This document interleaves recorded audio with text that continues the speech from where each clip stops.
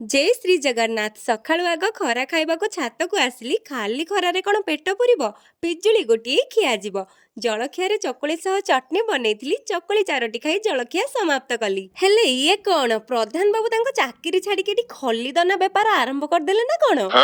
ଆସିକି ପୁଣି କ'ଣ ରନ୍ଧାବଢ଼ା କଲେଣି ବୋଧେ ଢାବା ଗୋଟେ ଖୋଲିବେ ଆଉ ମତେ ସେଠି ବାସନ ମଜେଇବେ ଏ ନାଇଁ ମୋ ପ୍ରଧାନ ବାବୁ କାଲଠୁ କହୁଥିଲେ ସେ କୁଆଡ଼େ ଭଲ ଚିକେନ ପତ୍ର ପୋଡ଼ା ବନାନ୍ତି ସେଥିପାଇଁ ସକାଳୁ ସକାଳୁ ପୋଡ଼ା ଚିକେନର ପ୍ରସ୍ତୁତିରେ ଲାଗି ପଡ଼ିଛନ୍ତି ସିଏ ତ ତାଙ୍କର ଜୋରସୋରରେ ଲାଗିଛନ୍ତି ମୁଁ ଯାଉଛି କ'ଣ ଟିକେ ଖାଇଦେବି ଆଉ ପ୍ରଧାନ ବାବୁ କେମିତି ଚିକେନ ପତ୍ର ପୋଡ଼ା ବନେଇଲେ ଆପଣମାନଙ୍କୁ ଦେଖାଉଥିବି ପ୍ରଥମେ ଚିକେନ କଷା ଯେମିତି ବନିଆଯାଏ ସେମିତି ଚିକେନକୁ ଭଲ ଭାବରେ କଷି ସିଝାଗଲା ପରେ ତାକୁ ପୋଡ଼ିବା ପାଇଁ ଖଲିରେ ରଖାଗଲା ଏବେ ଚିକେନ ଉପରେ ଛାଣି ରଖିଥିବା ରସୁଣ ଏବଂ କଞ୍ଚା ଲଙ୍କା ପକାଇ ପରେ ଖଲିକୁ ଟୁଥପିକ୍ ସାହାଯ୍ୟରେ ଏହିପରି ଭାବରେ ସମ୍ପୂର୍ଣ୍ଣ କଭର କରି ଦିଆଗଲା ସିଏ ତ ତାଙ୍କର ଲାଗି ପଡ଼ିଛନ୍ତି ହେଲେ ମୁଁ ଚାତକ ପରି ଚାହିଁ ରହିଛି କେତେବେଳେ ସରିବ ଆଉ ମୁଁ ଖାଇବି ମାତ୍ର 15 ମିନିଟ୍ ଭିତରେ ରେଡି ହେଇଗଲା ପ୍ରଧାନ ବାବୁଙ୍କର ସ୍ପେଶିଆଲ ଚିକେନ ପତ୍ର ପୋଡ଼ା